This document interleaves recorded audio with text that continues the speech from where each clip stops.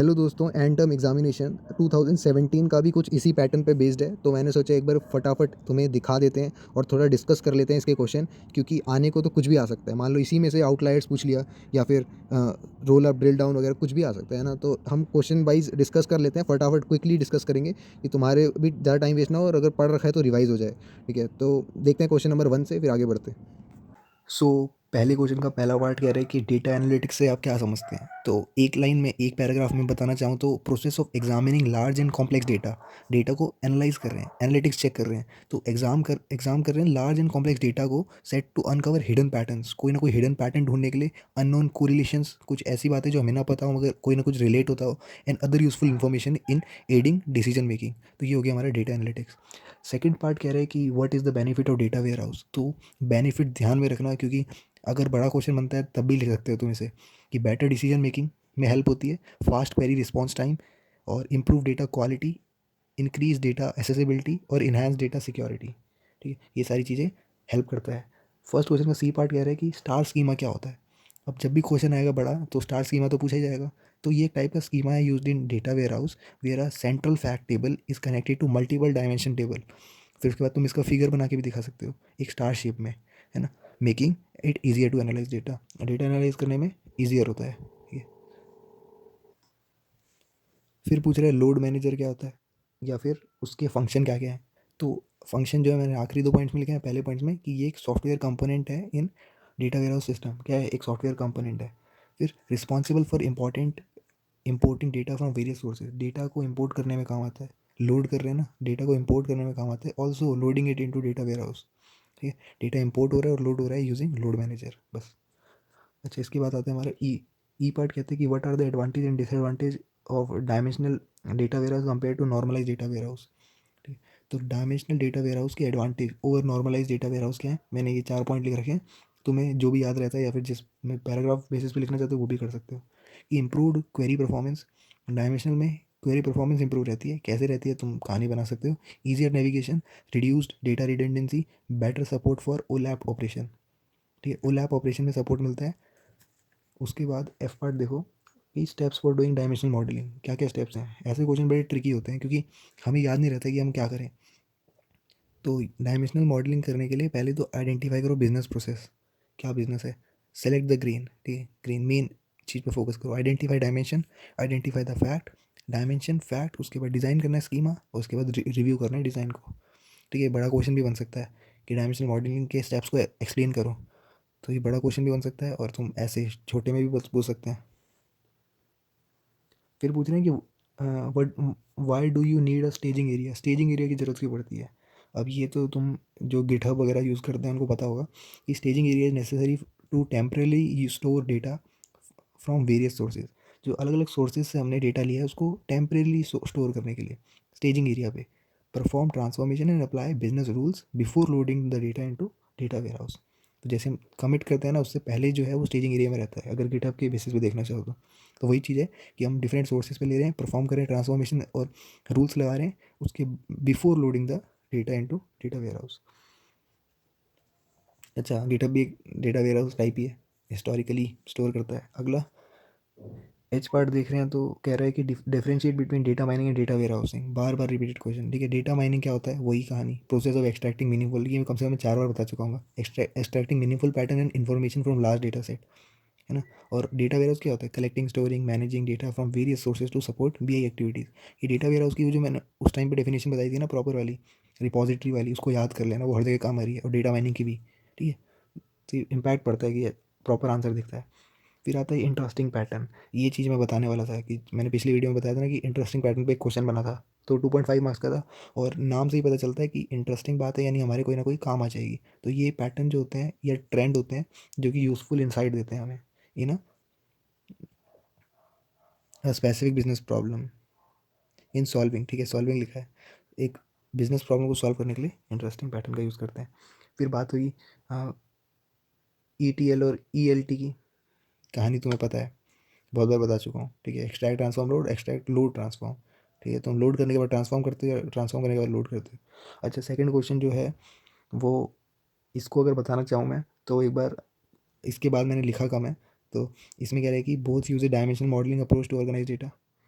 है ना, कि पूछा जा रहा था ऐसा करके कि तुम्हारी राय जानना चाह रहे थे। 12.5 मार्क्स का क्वेश्चन है, और जो मैंने स्टार स्नोफ्लेक में अंतर बताया ना, वो पूरा का पूरा अंतर लिख देना तुम पैराग्राफ फॉर्म में, उसके बाद टेबल बना के जो मर्जी। तो बोल रहे हैं कि ये data warehouse can be modelled by either star schema और स्नोफ्लेक स्कीमा, ठीक है, इन दोनों के फॉर्म में मॉडल हो सकता है। बोल रहे हैं ब्रीफली डिस्क्राइब सिमिलैरिटी और डिफरेंस, ठीक है, और then analyse their advantage and disadvantage with regard to one another, एक दूसरे के बेसिस पे देखो, give your opinion of which might be more empirically useful and state the reason, ठीक है। तो छोटा सा मैं बता दूं, वैसे तो इसको बढ़िया से एक्सप्लेन करता हूँ, अभी रुको। Both use dimensional modelling approach to organise data, ठीक है, ये तो सिमिलैरिटी होगी। डिफरेंस के हैंडलिंग, किस तरह से हैंडल कर रहे हैं। याद होगा मैंने जब तुम्हें स्टार और स्नोफ्लेक में अंतर बताया था, तो उस टाइम पे हमने क्या करा था, डायमेंशनल रिडक्शन वगैरह चेक करा था, है ना। तो वो इजी रहता है, क्या मुश्किल रहता है, वो सारी कहानी तुम्हें इसमें लिखनी है। प्रॉपर आंसर मैं थोड़ी देर बाद बताता हूँ। उससे पहले क्वेश्चन नंबर 3 भी देख लो, फिर बाकी चीज़ें मैंने बाकी बनाया नहीं है क्योंकि टाइम नहीं है ना, और तुम लेट हो जाएगा तो तुम्हें भी फिर यूज़फुल नहीं रहेगा तुम्हारे लिए भी। तो कह रहे हैं कि 5 characteristic feature of data warehouse बताओ। मैं कह रहा हूँ ना बार बार कि ये जो मैंने नोट्स बनाए थे ना, जो पहली वीडियो थी कल या परसों बनाई थी जो, तो उसमें ये सब चीज़ें हैं कि सब्जेक्ट ओरिएंटेड होता है, इंटीग्रेटेड होता है, टाइम वेरिएंट होता है, non volatile, easy to use. इनको एक्सप्लेन करना ईजी है बहुत, और क्वेश्चन जो है ऐसा चूज़ कर लेना जिसमें ये सारी चीज़ें तुम्हें पता हो। फिर अगला कह रहे हैं डेटा एक्सट्रैक्शन और क्लीनिंग टेक्निक्स, ठीक है। इसमें एक्सट्रैक्शन में फुल एक्सट्रैक्शन, इंक्रीमेंटल एक्सट्रैक्शन होता है। क्लीनिंग में statistical data profiling, data scrubbing, data mapping, ये सब मैं बता चुका हूँ तुम्हें, ठीक है। जब हमने 2018 का पेपर डिस्कस किया था उस समय भी बताया था।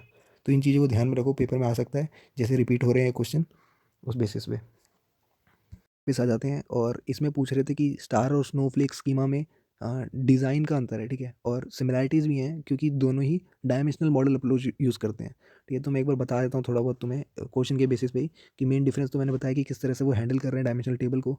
और स्टार स्कीमा जो है, हर डायमेंशनल टेबल डीनॉर्मलाइज होती है इनटू अ सिंगल टेबल, एक टेबल में डीनॉर्मलाइज होती है, ये वर्ड याद रखना। स्नोफ्लेक में क्या होता है, normalise into multiple related tables, मतलब मल्टीपल रिलेटेड टेबल्स में नॉर्मलाइज होती है। तो स्टार में डी नॉर्मलाइज, इसमें नॉर्मलाइज होती है। तो रिजल्ट क्या होता है, स्नोफ्लेक का ज़्यादा कॉम्प्लेक्स रिलेशनशिप होती है डेफिनेटली, है ना, क्योंकि बहुत सारी सब डायमेंशनल टेबल्स ऑल्सो कनेक्टेड है। तो एडवांटेज बताऊँ स्टार स्कीमा का, कि पहली बात तो सिंप्लिसिटी है इसमें, है ना, अंडरस्टैंड करने में आसान है, उसकी परफॉर्मेंस फास्ट हो जाती है क्योंकि डी नॉर्मलाइज स्ट्रक्चर रहता है। डी नॉर्मलाइज की वर्ड पकड़ के रखना। तो स्नोफ्लेक की एडवांटेज क्या है, पहली बात तो स्केलेबल है ना, और कॉम्प्लेक्स रिलेशन को संभाल सकती है, फ्लेक्सिबल है, और चेंजेस हो सकते हैं डेटा में जो कि अफेक्ट नहीं करेंगे फैक्ट टेबल को। तो हम मान लो सब डायमेंशन में चेंज कर, तो अफेक्ट नहीं करेगा वो फैक्ट टेबल को। तो यार उसमें पूछे कि तुम्हारे ओपिनियन में क्या बढ़िया है ना, क्वेश्चन की आखिरी लाइन यही बोल रही है। तो अब हर मॉडल पे डिपेंड करता है ना। पहली बात तो ये लिखेंगे कि किस तरह का डेटा उनके पास है। तो वैसे तो स्टार स्कीमा जो है वो एक अच्छी चॉइस है ना, परफॉर्मेंस वाइज देखा जाए। अगर डेटा कॉम्प्लेक्स निकला तो स्नोफ्लेक ले लेना, तो वो अच्छी चॉइस हो जाएगी, ठीक है, स्केलेबिलिटी और फ्लेक्सिबिलिटी के लिए। अब क्वेश्चन अगला पूछ रहा है कि व्हाट आर आउटलायर्स, थर्ड देखो, what are outliers, explain outlier analysis, ठीक है। और उसका बी पार्ट है कि describe challenges to data mining regarding data mining methodologies and user interaction issues, ठीक है। पहली बात तो आउटलायर्स क्या है और एनालिसिस क्या होता है। देखो, आउटलायर जो होते हैं, मैंने बताया था कि डेटा पॉइंट जो कि सिग्निफिकेंट डिफरेंट होते हैं और पॉइंट से। जब भी हम एनालाइज करते हैं, डेटा को आइडेंटिफाई करते हैं, तो ये बहुत इम्पैक्ट डालते हैं डेटा पॉइंट एनालिसिस में। और रही बात बी पार्ट की कि चैलेंजेस क्या क्या हो सकते हैं डेटा माइनिंग में, तो सिलेक्शन बायस हो सकता है कि हम डेटा सैंपल में सिलेक्शन बायस यूज़ कर सकते हैं, या फिर चैलेंज हो सकता है। और data pre process, feature selection, model selection, ये सारे प्रोसेस क्या हैं, चैलेंजेस होते हैं। और जो भी हमने प्रोसेस पढ़े थे जैसे interpretation of result, user interaction, तो इनको ओवरकम करने का तरीका ये है कि हम बढ़िया से मेथडोलॉजी वगैरह लगाएं और एनालाइज कर पाएँ। तो देखो फिफ्थ क्वेश्चन अब कह रहा है कि एल्गोरिदम लिखनी है, राइट एन एल्गोरिदम फॉर के नियरेस्ट नेबर क्लासिफिकेशन। तो तुम्हें याद होगा मैंने इससे पहली वीडियो में जब मैं चैप्टर यूनिट 3 और 4 के इंपॉर्टेंट टॉपिक्स बता रहा था तभी मैंने डिस्कस कर दिया था। यहाँ पे के दे रखा है और एन दे रखा है, नंबर ऑफ एट्रीब्यूट्स। तो वही सिस्टम है, इसमें भी वही करेंगे कि लोड करेंगे ट्रेनिंग डेटा सेट को, इनिशियलाइज करेंगे के इंटीजर्स को, और एन जो है नंबर ऑफ एट्रीब्यूट्स हैं जो हर सैम्पल को डिस्क्राइब करेगा, ठीक है। मतलब स्टेप वाइज लिख देना, स्टेप 1, स्टेप 2, स्टेप 3। जैसे स्टेप 3 हमारा डेटा लोड हो जाएगा, फिर 4 हमारा कैलकुलेशन, डिस्टेंस का कैलकुलेशन हो जाएगा, सेलेक्ट करना के सैम्पल्स को, 5, 6 ऐसे करके फिर असाइन करना, जो नियरेस्ट नेबर्स हैं, तो ये रिपीट करना, फिर वो बार बार रिपीट करना क्लस्टर्स फॉर्मेशन के लिए। तो ये सब चीज़ें जो है वो के नियरेस्ट नेबर का तुम्हें मैं पिछली वीडियो में समझा ही रखा है, तो ज़्यादा एक्सप्लेन नहीं करेंगे इसको। फिर आता है क्लस्टरिंग के बारे में। बी पार्ट देखो कि क्लस्टरिंग क्या होती है, कैसे क्लासिफिकेशन से डिफरेंट है। तो वैसे तो ये थ्योरेटिकल टॉपिक है, मगर तुम इसके बारे में बढ़िया से लिख सकते हो, ठीक है। तो कोशिश करना ऐसे क्वेश्चन चूज़ करना जिसमें तुम्हें कॉन्फिडेंस हो। तो क्लस्टरिंग क्या होती है, सिमिलर डेटा को एक साथ क्लस्टर करना, है ना, और जिनकी कैरेक्टरिस्टिक्स मैच करती हों।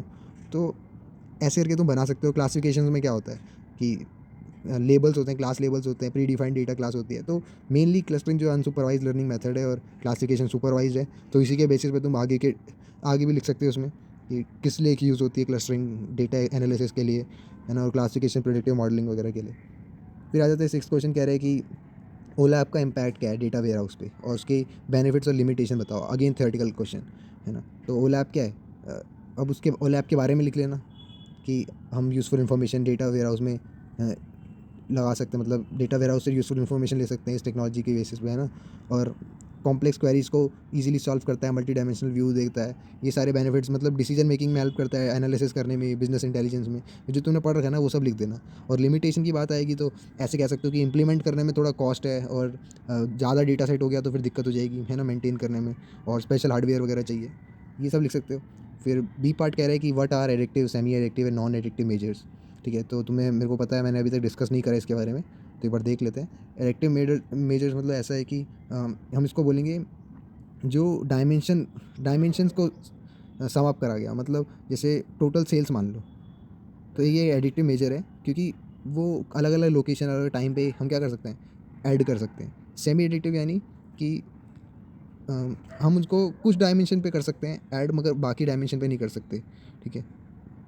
तो वो भी मतलब ऐसा हो सकता है कि टाइम जो है वो कितना लग रहा है, और अकाउंट बैलेंस पे, तो अकाउंट बैलेंस तो ऐड हो सकता है, मगर टाइम कस्टमर का वो अलग अलग चीज़ें, है ना। नॉन एडिटिव तो एक साथ ऐड भी नहीं हो पाएंगे, ठीक है। तो ऐसे ही, ऐसे मेजर्स को बोलते हैं नॉन एडिटिव, यानी एवरेज सेल अमाउंट जो है वो तो अब पहले से ही एवरेज हो रखा है ना।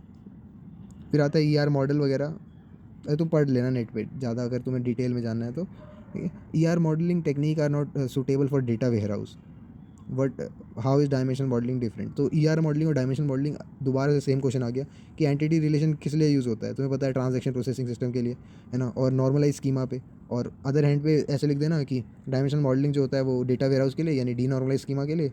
और डायमेंशनल मॉडलिंग में स्नोफ्लेक, स्टार्स वगैरह सब आ जाते हैं। और ओलैप क्वेरीज़ को ऐसे करके असाइन कर सकते हैं डायमेंशन में, है ना।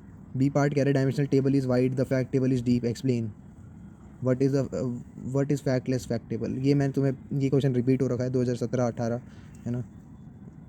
तो ये चीज़ें तो तुम्हें पहले भी बता रखी है मैंने। फिर भी डायमेंशनल टेबल जो होती है, डिस्क्रिप्टिव एट्रीब्यूट्स होते हैं उसमें, कस्टमर, प्रोडक्ट, लोकेशन वगैरह, है ना। तो वाइड होती है। फैक्टलेस फैक्ट टेबल क्या होती है, डीप होती है, क्योंकि उसमें बहुत सारी रोज होती है, समरी ऑफ बिजनेस प्रोसेस होती है। फैक्टलेस फैक्ट टेबल में कोई ऐसा मेजर नहीं होता जिससे हम कुछ ना कुछ रिकॉर्ड देख पाएँ, बल्कि हम चीज़ों को ट्रैक कर सकते हैं इसका यूज़ करके। मैंने तुम्हें एग्जांपल के थ्रू भी बताया था जब मैंने एंड टर्म 2018 डिस्कस किया था। आखिरी क्वेश्चन देख लेते हैं कि वेरियस मॉडल्स क्या हैं ओलैप के, और हर किसी को डिटेल में एक्सप्लेन करना है।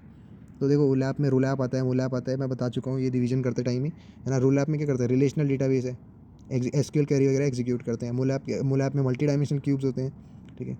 और होलैप हमारा क्या होता है कि दोनों का कॉम्बिनेशन होता है कि हम दोनों की जो अच्छी बातें वो उसका यूज़ कर सकें। डोलैप के बारे में बताया था मैंने, 4 याद रखना है ना, होलैप, रोलैप, मोलैप, होलैप और डोलैप। डोलैप यानी डेस्कटॉप वाला, ठीक है। वो भी मैंने तुम्हें उसमें समझा रखा है, कहीं ना कहीं गिग्स पे भी देख सकते हो। फिर ये आ जाता है explain the following term, drill down, roll up, slice dice. ये पक्का मतलब इसका तुम क्यूब वगैरह देख के चलना, ठीक है, क्यूब बना के। या मैं तुम्हें थोड़ा बहुत एक बार इसका वो बता देता हूँ कि तुम एग्जाम्पल में क्या लिख सकते हो। देखो, ड्रिल डाउन का मैंने तुम्हें बताया था कि हायर लेवल एग्रीगेशन से हम लोअर लेवल डिटेल पे जा रहे हैं, ठीक है। ऐसे याद रखो, हायर लेवल एग्रीगेशन से लोअर लेवल डिटेल पे जा रहे हैं। फॉर एग्जांपल, मान लो तुमने एक जगह पे सेल्स का चेक करा, है ना। एक जगह पे मतलब तुम्हारी, मान लो हरियाणा में कितनी सेल हो रही है। अब तुम कहाँ जा रहे हो कि इस प्रोडक्ट की कितनी सेल हो रही है। मान लो तुम्हारा टूथपेस्ट है, टूथपेस्ट की कितनी सेल हो रही है। तो अब क्या करा तुमने, हायर लेवल एग्रीगेट से लोअर लेवल डिटेल पे चले गए। रोल अप में क्या होता है, उल्टा होता है कि लोअर लेवल डिटेल से हायर लेवल एग्रीगेट पे जाते हैं। मतलब तुमने बोला कि इस आदमी की कितनी सेल हुई है, इस आदमी की वजह से कितनी सेल हुई है। अब देख रहे हैं पूरे रीजन की वजह से कितनी सेल हुई है ना। तो हमने क्या करा, लोअर लेवल डिटेल से हायर लेवल एग्रीगेट पे चले गए, ठीक है। उसके बाद स्लाइस डाइस क्या होता है, ये भी तुम्हें पता ही है कि हम डेटा को अलग अलग तरीके से देखने का तरीका है। स्लाइस करना यानी हम एक डायमेंशन पे देख रहे हैं, डाइस करना यानी मल्टीपल डायमेंशन पे देख रहे हैं। फॉर एग्जांपल देखते हैं, जैसे कि हम एक सेल्स एक पर्टिकुलर टाइम पीरियड पे देखनी है, तो ये हमारा स्लाइस हो गया। डाइस क्या हो गया कि इसी के साथ हमें प्रोडक्ट कैटेगरी भी देखनी है ना।